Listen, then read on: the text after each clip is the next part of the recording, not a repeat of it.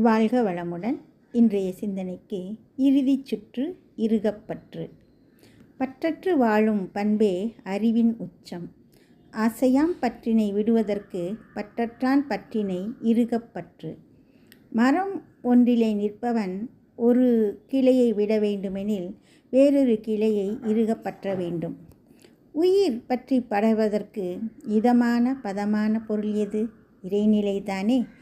கண்டே அறிந்திடாத கடவுளை எங்கே பற்றுவது? எப்படி பற்றுவது? ஒன்றுமில்லா வெட்ட வெளியில் எதை பற்றி நிற்பது? பற்றற்று நிற்கும் நம் குருவின் திருவடியை இறுகப்பற்று. குருவே, என்னில் உன்னை ஊன்று, உன்னை எனக்கு பற்றக்கொடு. பற்றற்று வாழ பற்றற்றானை பற்றிட குருவின் திருவடியை இறுகப்பற்று. இதுவே இறுதிச் சுற்று. இறுகப்பற்று. வாழ்க வளமுடன்.